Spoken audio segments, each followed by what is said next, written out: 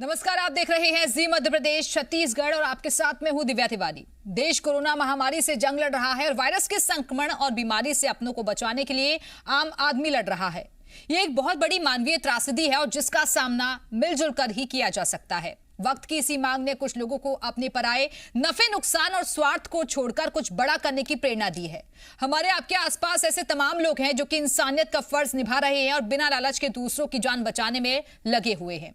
मुश्किलों के हर दौर में ऐसे लोगों ने मिसाल कायम की है और जी मीडिया ने हमेशा ऐसे लोगों के जोश, जुनून और जज्बे को सलाम किया है ताकि उनकी कहानी दुनिया के सामने आ सके और उनके जैसे तमाम लोगों को और बेहतर करने की प्रेरणा मिल सके। अपनी इसी परंपरा और विश्वास को कायम रखते हुए हम ऐसे योद्धाओं को सलाम कर रहे हैं।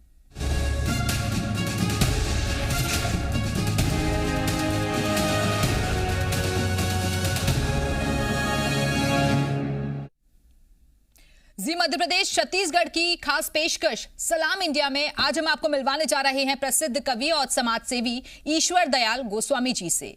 ईश्वर दयाल जी, बहुत बहुत स्वागत है आपका हमारे इस खास कार्यक्रम में। ईश्वर दयाल गोस्वामी जी कोरोना संकट काल में मानवता का फर्ज निभाते हुए जरूरतमंदों की सेवा के लिए आगे आए हैं और खासकर पलायन कर आए मजदूरों की पूरी सेवा भाव के साथ हर संभव मदद की है। चर्चा की हम शुरुआत करेंगे, लेकिन उससे पहले एक रिपोर्ट दिखा देते हैं। ईश्वर दयाल गोस्वामी राष्ट्रीय ख्याति प्राप्त कवि और साहित्यकार के रूप में प्रसिद्ध हैं, लेकिन इनका शालीन व्यक्तित्व समाज सेवा को भी समर्पित रहा है। साल 1995 से 2004 तक इन्होंने कई कक्षाओं में अपने अनुभव को बच्चों के बीच निःशुल्क साझा किया। पिछले साल कोविड महामारी के दौरान ईश्वर दयाल पलायन कर आए मजदूरों की हर संभव मदद करते हुए नजर आए। जरूरतमंदों तक भोजन की व्यवस्था की, अपने खर्चे पर गरीब किसानों को आर्थिक मदद पहुंचाई।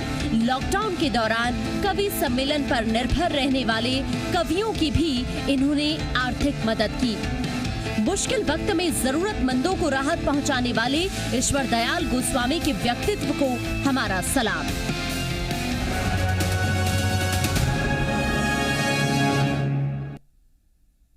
और ईश्वर जी इस वक्त हमारे साथ जुड़ चुके हैं। ईश्वर जी, क्योंकि इस सवालों का सिलसिला मैं आपके साथ शुरू करूं, समाज सेवी के साथ साथ आप एक कवि भी हैं और हम चाहेंगे कि बातचीत करने से पहले आप कविता के जरिए मौजूदा कोरोना हाल को बयां करें।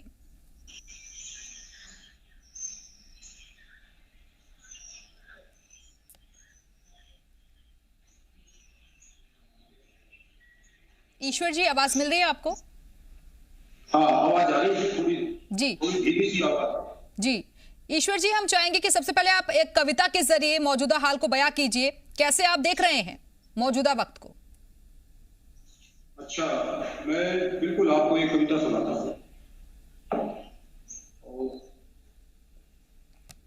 सबसे पहले तो आप सबके लिए नमस्कार और आज पत्रकारिता दिवस की आप सबके लिए शुभकामनाएं। एक कवि होने के नाते और एक पत्रकार होने के नाते भी आप सबको मैं आज पत्रकारिता दिवस की शुभकामनाएं। और ये मौजूदा हालात को जोड़ता हूँ, जो हमने देखा कि इतना बड़ा कहर, इतनी बड़ी समस्या, ये 100 वर्ष पहले तो पुराने बुजुर्ग हो उनसे पूछ सकते हैं तो वो बता सकते हैं कि पहले कुछ ऐसी बीमारी रही है तो हम और आप हैं, हमने तो कभी इस प्रकार का समय ना कभी देखा ना सुना। उससे संबंधित हमारे कितने अपने लोग हैं वो उनसे छूटते चले जा रहे हैं। आज भी ये सिलसिला जारी है। कुछ कम हो गया है ईश्वरी के पास हमारी मदद, हमारे धैर्य इसके कारण। तो मैं आपको एक ये नवगीत सुनाता हूँ कि टूटती बेवक्त कलियां, टूटती बेवक्त कलियां रुंध रही है श्वास नदियां, टूटती बेवक्त कलियां रुंध रही है श्वास नदियां, आ रही श्रद्धांजलियां, उखड़ गिरते नए गुल्ले, सूखती है जड़ें असमय। हमने इसमें बुंदेली शब्द का प्रयोग किया है। जैसे गुल्ला आप कहते हैं जो आम का नया नया पेड़ होता है, जिसमें फल आ जाते हैं किंतु वो अभी पूरे तरीके से परिपक्व नहीं हुआ। ऐसे नए नए लोग, बड़े प्रतिभाशाली लोग हमारे हमसे छूटते चले गए। तो उखड़ गिरते नए गुल्ले, सूखती है जड़ें असमय, चटकती हैं डालियां भी, अनमने हो रहे किस्मय, पत्ते पत्ते भी अनमने, मरसिया गा रही गलियां, टूटती बेवक्त कलियां, आ रही श्रद्धांजलियां, रुध रही हैं श्वास नदियां। तो खाद पानी नहीं मिलता, खाद पानी नहीं मिलता और हवा भी है प्रदूषित। खाद पानी नहीं मिलता और हवा भी है प्रदूषित। हर तरफ अंधेर है बस, हर तरफ अंधेर है बस। हो रहा सब कुछ अकल्पित, ये हमने कल्पना नहीं की थी, ये सब ऐसा हो रहा है। हो रहा सब कुछ अकल्पित, शुष्क हैं बिन बीज फलियां। आ रही श्रद्धांजलियां, टूटती देवों की कलियां। रुध रही है श्वास नदियां, रुध रही है श्वास नदियां। जी, और कहिए आप। बहुत सुंदर आपकी कविता एक मैसेज देने का भी काम करती है कि कभी ऐसे हालात की किसी ने कल्पना नहीं की थी और ये महामारी का हम दौर जैसा देख रहे हैं इस वक्त। ईश्वर जी, लेकिन कहीं ना कहीं इंस्पिरेशन हर इंसान को किसी ना किसी चीज से मिलती है, तो आपके लिए इंस्पिरेशन या प्रेरणा कहाँ से मिली? हाँ, एक तो ये मेरे परिवार में सब वातावरण रहा है। मेरे पिताजी जो परोपकारी प्रवृत्ति के हैं, मेरे पितामह भी, उन्होंने भी अपने जीवन में परोपकार को ही जीवन में महत्व दिया। ये कुछ प्रेरणा मेरे घर से है, मेरे परिवार से है कि लोगों की मदद कीजिए, जितना हमसे बनता है, जो हमारी क्षमता है उसके अनुरूप हम लोगों की यदि मदद करते हैं और कोई परिस्थिति ऐसी बनती है तो उसमें यदि हम मदद करते हैं तो हमें बड़ा आनंद आता है कि प्रेरणा मुझे परिवार से मिली है। और काव्य की प्रेरणा जो है लेखन की मेरे बचपन से थी मेरे मन में। मेरी माता जी ने मुझे रामचरितमानस से मेरी शिक्षा प्रारंभ हुई है। मैं 3 साल का था, मेरी माता जी मुझे गोद में बिठा लेती थी और रामचरितमानस की चौपाइयां परागा सुरुचि सुहास सरस अनुरागा, इस प्रकार से मेरे अक्षर से मेरी शिक्षा प्रारंभ हुई। तो बचपन से ही मैं कुछ तो बंदियां कविताएं में करता था। फिर मेरे एक मित्र हैं आशीष चौबे सागर में, जो आजकल आपके भोपाल में ही है, राज्य सलाहकार हैं, वो स्वास्थ्य विभाग में अच्छी गजल गायक हैं, वो अच्छे कवि हैं।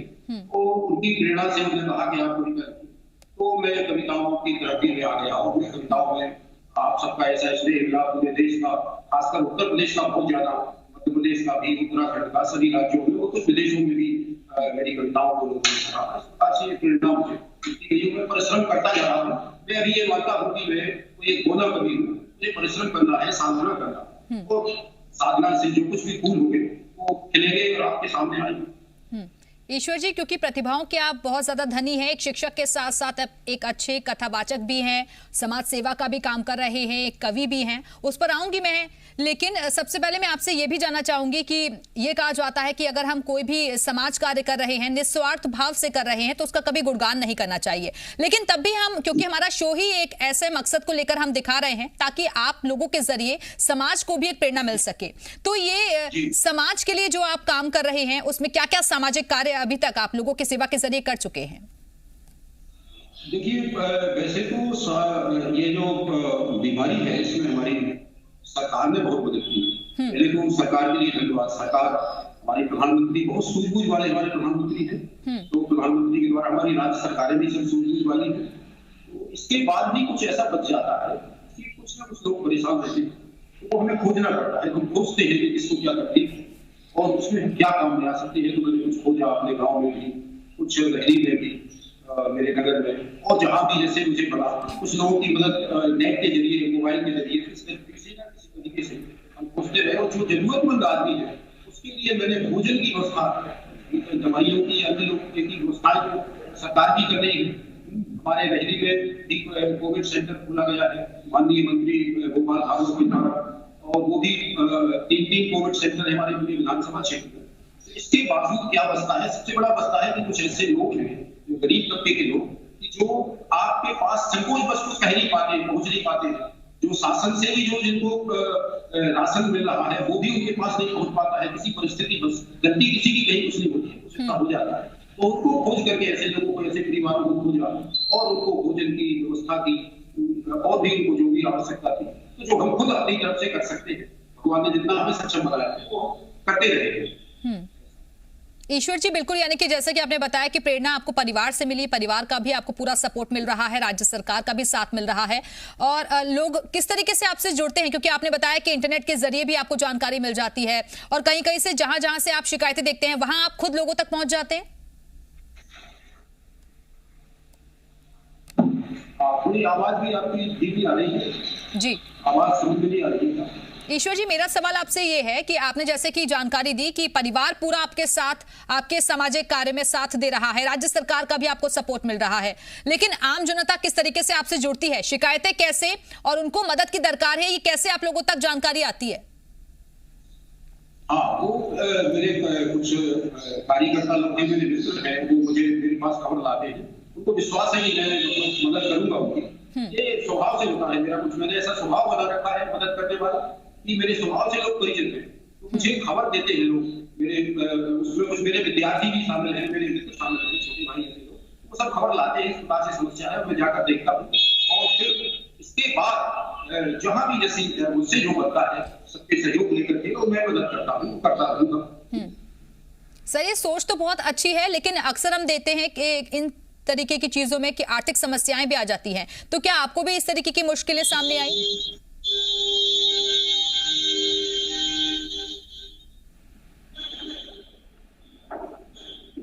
ईश्वर जी, क्या आप सुन पा रहे हैं? हाँ, अब आपकी आवाज ठीक है। जी ईश्वर जी, मेरा सवाल आपसे ये है कि जब हम कठिन डगर के लिए रास्ता चुनते हैं तो वहां पर मुश्किलें भी बहुत तरीके की आती हैं, तो क्या आर्थिक समस्या से या फिर कहीं पर आपको दिक्कतें भी महसूस हुई? हाँ, वो तो आती है, पर उससे हम संघर्ष करते हैं, लड़ते हैं, ईश्वर से प्रार्थना करते हैं, तो फिर वो हमें कहीं ना कहीं से बल मिल जाता है। समस्याएं तो आती हैं, कई बार ऐसा होता है कि हम लोगों की मदद कर देते हैं, हमारी पारिवारिक समस्याएं कुछ बन जाती होती, पर वो हम उसको ये मानते हैं कि हम इतने लोगों के काम में आए, और यदि उससे कुछ हमारा काम रुक भी गया कुछ आर्थिक परिस्थिति के कारण, तो उससे कुछ बुरा नहीं लगता, मन को एक बड़ी तसल्ली है। हाँ, बड़ी शांति होती है मन को, दूसरों की मदद करने में शांति होती है, भले मेरा कुछ बिगड़ जाए तो उसमें कुछ बुरा नहीं लगता। अभी तक कितने लोगों की आप लोग मदद कर चुके हैं? मैं करीब 100 लोगों की आपसे मदद कर चुका हूँ, उसमें मेरे कवि भी शामिल हैं, कुछ ऐसे कवि हैं पूरे देश भर में जो केवल कविता के दम पर भी चलते थे, और लॉकडाउन 2 लॉकडाउन लगे हैं, तब से उनको कुछ दिक्कत हुई, तो उन्हें स्वभाव से सहज हुआ, उनको ऐसा लगा कि मैं इनसे अगर मदद मांगूंगा तो ये बड़ी मदद करेंगे, तो फोन के द्वारा, व्हाट्सएप के द्वारा, उनके संदेश के द्वारा मैंने फिर यही ऑनलाइन ट्रांसफर करके उनकी मदद की, तो ये चलता है और मैं आनंदित रहता हूँ, ये करने में बड़ा आनंद आता है, बस मदद करते रहो, दूसरों की जितनी बनती है। ईश्वर जी, क्योंकि आप एक कवि हैं और समाज में जागरूकता फैलाने के लिए आप लोगों का महत्वपूर्ण योगदान, जैसे कुमार विश्वास और सोनू सूद भी कर रहे हैं, लोगों की मदद कर रहे हैं, तो आप इन्हें किस तरीके से देखते हैं? मैं एक तो उनका बहुत सम्मान करता हूँ, मुझसे बड़े भी हैं, वो 1 वर्ष बड़े हैं। दूसरी बात, एक नई बात है कि कुमार विश्वास जो है वो हिंदी कविता के लिए एक आइकॉन है, और वो भी इसलिए आइकॉन है क्योंकि उन्होंने हिंदी कविता को एक फिल्म इंडस्ट्री जो है उसके समानांतर ला करके खड़ा किया है, तो उनका योगदान तो हमारी हिंदी कविता के लिए एक अविस्मरणीय है, तो इस हिसाब से मैं उनका सम्मान करता हूँ, और मुझे ऐसा विश्वास था कि वो कभी ना कभी लोगों की मदद के सामने आएंगे, जो मुझे जो इंतजार था, तो मेरे मन में जो उनके प्रति भरोसा था, वो इस बार जो उन्होंने कोविड विश्वास कोविड केयर सेंटर जो गाँव में खुले हैं, तो मेरे विश्वास की रक्षा हुई, जो मैं मन में सोचता था कि ये कभी ना कभी इस प्रकार का काम करेंगे। तो ये तो एक्चुअली ये होता है कि कोई कवि जब केवल कविता रखता है, अच्छी कविता रखता है, हम अच्छे से अच्छा लिखते हैं, और यदि वो हमारे कृतित्व में शामिल नहीं है, हमने वैसा किया नहीं, तो वो बात उतनी नहीं होती है। बहुत लोग हैं जो अच्छे विचारक होते हैं, अच्छे कवि होते हैं, लेकिन जीवन में वो अच्छा कर नहीं पाते, ये उनका जीवन केवल लिखने में, अच्छा विचार करने में चला जाता है। और कुछ लोग हैं जो जीवन में करते भी वैसा है, लड़ते भी हैं, संघर्ष भी करते हैं, लोगों की मदद भी करते हैं, और उसके बाद तपाया इसमें प्राण होते हैं। ऐसे साहित्य में, ऐसी कविता में प्राण होते हैं, इसलिए जीवन में खुद, जैसे आधा खंड जो है हमारा एक बुंदेलखंड का कालजयी लोक काव्य है, जो कि आल्हा, ऊधल और उस समय चंदेल परिवार की जो है वीर गाथा है, लेकिन इसको रचने वाले जो कवि है, महाकवि जगने, उस समय एक योद्धा थे, और उसी युद्ध हुई में वो शहीद भी हुए, उनके द्वारा ये रचा गया हमारा खंड काव्य जो है, इसलिए वो कालजयी हुआ। सबसे पहले तो हमें ये करना है, हमें वो पीड़ा को समझना है, वो सर्वहारा वर्ग की पीड़ा, मध्यम वर्ग की पीड़ा, मजदूरों की पीड़ा, किसानों की पीड़ा, और जो निम्न वर्ग के लोग हैं उनकी पीड़ा, यहाँ तक कि और अन्य जीव जंतुओं की भी जो पीड़ा हम समझते हैं, और उस पीड़ा में हम संघर्ष करते हैं, जिसके बाद उस मैदान में हम कूदते हैं, उसके बाद हम यदि हम काव्य रचना करते हैं, तो ये एक और नई बात हो जाती है। तो कुमार विश्वास को भी मैं प्रणाम करता हूँ, इससे बड़े हैं इस नाते भी, और वो हमारे आइकॉन हैं, और उन्होंने हिंदी को समृद्ध बनाया। पहले कभी ये था कि कभी जो है वो या लेखक एक निर्धनता की श्रेणी में आते थे, लेखक या कभी दूसरों की मदद नहीं कर पाते थे। ये जमाना अब चला गया है। अब कवि और लेखक भी काफी समृद्ध हैं, तो ये हमारी भाषा समृद्ध हुई है, हिंदी समृद्ध हुई है। तो ये कवियों के लिए भी, पत्रकारों के लिए, ये हमारे सबके लिए गौरव की बात है। कवि और पत्रकार में कोई अंतर नहीं है। पत्रकार भी एक सृजनधर्मी है। कलाकार, कवि, पत्रकार ये सब एक ही बात है। हम लोग संवेदनशील लोग हैं, हम सृजन करते हैं, जैसा जीवन में जीते भी हैं, संघर्ष भी करते हैं, लोगों के काम में भी आते हैं। हम यदि परेशान होते हैं तो उसको भी हम अनुभव करते हैं। इसके बावजूद एक तपी तपाई ऊर्जा से हम कुछ प्राण निकालते हैं, तो हमारी रचनाओं में कुछ प्राण होता है। तो मैं केवल उनको प्रणाम करता हूँ कुमार विश्वास के लिए। उन्होंने बहुत ही दुख कार्य किया है, तो अद्भुत है। ईश्वर जी, आपके आसपास के इलाके में कोरोना का क्या हाल है और वहां आप किस तरीके की समस्या देखते हैं जिनको और ज्यादा दूर करने की अभी जरूरत है? अब वैसे कोरोना हमारे यहाँ कम है। पूरे रहली विकासखंड में 5 या 6 मरीज हैं, इससे ज्यादा नहीं है अभी। तो बाकी सब हमारे तीनों जो कोविड केयर सेंटर हैं, जो हमारे माननीय मंत्री महोदय पंडित गोपाल भार्गव जी ने अपनी ही लागत से, अपने खर्चे से ये कोविड सेंटर बनाए हुए, एक रहली में है, एक गढ़ाकोटा में है, एक शाहपुर में है, तो इनमें सबका इलाज चल रहा है और यहाँ से बड़े अच्छे रिस्पॉन्स कर रहे हैं। मरीज जो है स्वस्थ होकर के आ रहे हैं। तो अभी वैसी कमी हुई है, पर ये सावधानी अगर हटती है या कोई हम ये लॉकडाउन खोलते हैं और भीड़ भाड़ होती है, तो फिर से डर तो नहीं है। तो डर तो नहीं गया है, पर हमने रिकवर बहुत किया हमारे क्षेत्र में, तो कमी आई है। बिल्कुल। लेकिन ईश्वर जी, क्योंकि आप एक कथावाचक भी हैं, आप शिक्षक भी हैं, समाज सेवा भी करते हैं, तो इतना बिजी स्केड्यूल में आप कैसे वक्त निकाल पाते हैं समाज सेवा के लिए? नहीं, मैं ये समझता हूँ कि आपका समय जितना व्यस्त होता है, आप जितने व्यस्ततम होते हैं, तो व्यस्ततम व्यक्ति के लिए भी अगली खाली करने के लिए समय होता है। इसलिए वो कहावत भी है कि क्या करें यार, फुर्सत के कारण हमें टाइम ही नहीं मिलता। ये लोग फुर्सत बैठे हुए हैं, वो इतने आलसी हो जाते हैं, इतने लेजी हो जाते हैं कि वो कभी कुछ नहीं कर सकते। तो हम जब बहुत से काम करते हैं तो तभी हमारे पास ये समय होता है। तो जो भी सामने आ जाता है वो उसके लिए समय मिल जाता है। आपके मन में ये बात होनी चाहिए, आपके मन में जुनून होना चाहिए करने के लिए, एक आत्मविश्वास होना चाहिए, तो सब प्राप्त मिलता जाता है। सब काम के लिए आप समय निकाल सकते हैं। समय की धरातल में और समय के इस बाग में समय की कहीं कोई कमी नहीं। समय आपसे खुद कहता है, बार बार आपके कान में कहता है, बार बार कहता है और कहता रहेगा समय कि मैं तुम्हारे साथ हूँ, मैं तुम्हारे साथ था और आगे भी मैं तुम्हारे साथ रहूंगा। ये समय कहता है हमसे, और मुझे समझिए, मुझे परखिए और मेरा सहयोग लीजिए। समय हमारा सबसे बड़ा मित्र है, समय से बड़ा कोई मित्र नहीं है। तो सब आपके पास समय ही समय है, आप करना है तो चाहे, समय खुद आपका सहयोग करता है, समय खुद आकर के आपके लिए समय देता है। बिल्कुल, मन में कुछ करने की इच्छा शक्ति होनी चाहिए, ये बात बिल्कुल सही है। लेकिन आपके शुरुआती जीवन में जो आपका जीवन रहा है काफी संघर्षपूर्ण भी रहा है, तो जरा उसके बारे में बताइए। हाँ, संघर्षपूर्ण जीवन है मेरा। मेरा एक अच्छे परिवार में जन्म हुआ, फिर बीच में मैंने कुछ गरीबी भी देखी, कुछ परेशानी के कारण फिर एक अच्छा समय आया। तो एक तो संघर्ष है, और दूसरा सबसे बड़ा संघर्ष ये कि जो भागवत कथा, ये काव्य रचना, ये मेरे परिवार को पहले अच्छा नहीं लगता था। तो परिवार से हट करके इसके लिए हमें समय निकालना, काव्य रचना के लिए, या मैं पूजा करने, भागवत कथा करने जाता था, तो परिवार से अनबन हो जाती थी। पर परिवार के लोग हैं तो मान जाते हैं, परिवार कभी आपसे अलग नहीं होता है और आपको भी कभी परिवार से अलग नहीं होना चाहिए। एक ना एक दिन जब आप किसी मुकाम पर पहुंच जाते हैं, आपका कोई अच्छा स्थान बन जाता है, तो परिवार से बड़ा सपोर्टर आपका ना कोई होता है ना कोई होगा। तो पहले ये मुझे बहुत करना पड़ा, कुछ आर्थिक संघर्ष भी मुझे बहुत करना पड़ा, पर वो ईश्वर की कृपा से, मित्रों की मदद से, मित्रों के हौसला देने से, मित्रों ने मुझे साहस बहुत बनाया। मेरे मित्र बहुत अच्छे हैं। मेरा आधा बचपन मेरे गांव छिरारी, जहाँ से मैं आपको ये इंटरव्यू दे रहा हूँ, और मेरा आधा बचपन सागर में बीता है। तो मेरे बचपन के मित्र आज भी हैं, और आज भी वो वैसे ही हैं जैसे हम लोग बचपन में थे। तो सागर में मेरे मित्र हैं और मेरे यहाँ छिरारी में मित्र हैं। तो मित्र मेरे बहुत सपोर्टर रहे। मित्रों को कुछ ऐसा विश्वास का शुरू से कि इसमें कुछ बात है और ये कुछ करेगा, तो मित्र मेरे सपोर्टर रहे। तो मित्र जो धागत बनाते थे, उससे ही मैं ये लड़ाई में लड़ पाया। तो इसमें मैं मित्रों को योगदान हुआ कि मेरे मित्रों ने इस प्रकार से वातावरण क्रिएट किया कि आज मेरी प्रतिष्ठा परिवार में भी है, रिश्तेदारों के बीच में भी है, और आप सबको जो प्यार दे रहे हैं, जैसे आपने खोजा, मैं समझता हूँ कि आपने मुझे खोजा। तो ये मैं आप सब जी टीवी जो है पूरी टीम के लिए मैं धन्यवाद देता हूँ कि आपने मुझे खोजा और यहाँ पर अवसर दिया। मैंने कभी ये कल्पना नहीं की थी कि कभी ऐसा होगा कि लोग बुलाएंगे, और इस प्रकार से भी मैंने लोगों की मदद नहीं की कि लोग जाने, और मैं तो ये समझता था कि नेकी कर दरिया में डाल, लोग आए हैं सामने तो उनकी मदद कर दो, तो मैं करता रहा। पर आपने मुझे खोजा तो कहीं ना कहीं पत्रकारिता में आज भी वो बात बची है कि जो खोजी प्रवृत्ति होती थी, जो हमारा पत्रकारिता वैसे भी हमारा चौथा स्तंभ है, तो इसमें खोजी प्रवृत्ति पहले होनी चाहिए।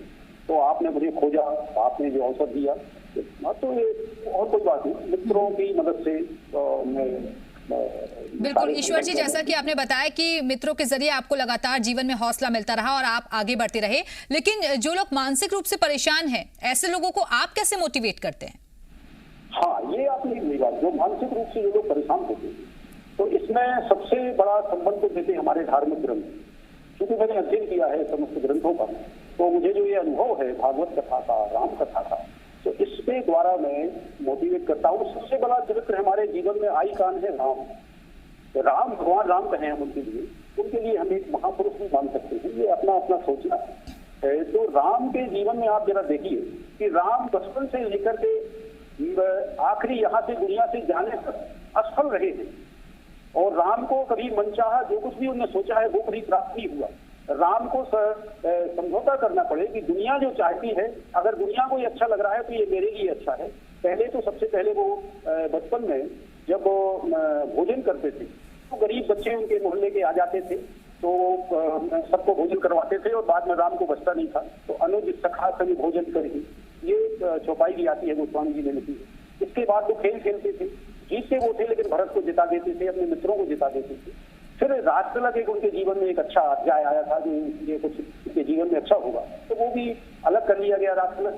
इससे उससे भी वो कोई परेशानी हुई, तो इसके बाद उनके बच्चे भी छीन लिए गए, उनकी प्रिय पत्नी भी, उनको भी वनवास जाना पड़ा। तो राम ने अपने जीवन में मूलतः ही असफल रहे, परंतु राम के जीवन में एक सबसे बड़ी बात ये रही कि कभी विचलित नहीं हुई, और राम ने कभी किसी का बुरा नहीं माना। राम के भीतर जो आनंद प्रस्फुट हो रहा, राम के भीतर जो आनंद के, परमात्मा आनंद के जो फूल थे, वो कभी किसी असफलता से बिखरे नहीं है, वो खिलते ही रहे, और राम अपने जीवन में तत्पर बढ़ते रहे। तो राम से अच्छा जीवन किसी को भी मोटिवेट करने के लिए राम सबसे बड़े आइकॉन है, क्योंकि उतनी ज्यादा समस्या जितनी राम पर आई है उतनी आप पर नहीं आएगी। तो ऐसा मैं बता करके लोगों को प्रेरित करता हूँ। और भी कई बातें हैं, महाभारत की भी कथाएं हैं, महाभारत में भी कितना संघर्ष हुआ, उसमें भी लोग जो। ईश्वर जी, एक छोटा सा सवाल, अब मध्य प्रदेश की जनता को क्या संदेश देना चाहेंगे? हाँ, मध्य प्रदेश की जनता के लिए तो बस अब यही संदेश है कि सबसे बड़ा संदेश तो यह है कि जो गाइडलाइन कोरोना की हमारी सरकार ने जो दी है, उस गाइडलाइन को हम समझें, उसका पालन करें, उसका माहौल न बनाएं, क्योंकि वह बड़ी आवश्यक बात है। एक तो हमने धर्म ग्रंथों में है कि राजा में भगवान का वास होता है, जनता में भी होता है, जनता भी जनार्दन कहलाती है, और राजा भी एक भगवान का वास होता है। तो अगर कोई बात इतने बुद्धिजीवी लोगों ने, डॉक्टरों ने, हमारे विधायकों ने, मंत्री महोदय ने, मुख्यमंत्रियों ने, हमारे प्रधानमंत्री, राष्ट्रपति, ये सब बड़े बड़े वैज्ञानिक समझदार लोगों ने मिलकर के जो गाइडलाइन दिया उसको हमें समझना है, और उसका पालन हमें पहले करना है, क्योंकि उसमें ही हमारी सारी रक्षा है। ये सबसे बड़ा संदेश है। और दूसरा संदेश ये कि ये बीमारी जाएगी, है, समय जो है वो बदलता है, तो आपका डिफेंस, आपका धैर्य, आपका विश्वास, और आप सकारात्मक रहें। तो इसमें जो नेगेटिव जितनी बातें आई हैं, ये जो आप खबर देखते हैं सोशल मीडिया पर, बहुत सी नेगेटिव बातें जो आती हैं, तो इससे में बचना है, अपनी बुद्धि का प्रयोग करना है, और ऐसी खबरों पर बिल्कुल धैर्य बनाकर रखें, इसके साथ ही साथ सकारात्मक सोच भी रखें, तभी आप इस जीवन को अच्छी तरीके से जी सकते हैं। कोरोना काल में गरीबों के मददगार बनने वालों का कर्ज समाज कभी नहीं उतार सकेगा, लेकिन हम इनका सम्मान करके दूसरे लोगों को मदद के लिए प्रेरित कर सकते हैं। जी मीडिया ऐसे योद्धाओं को सलाम करता है। बहुत बहुत शुक्रिया आपका ईश्वर जी, हमारे साथ इस चर्चा में शामिल होने के लिए।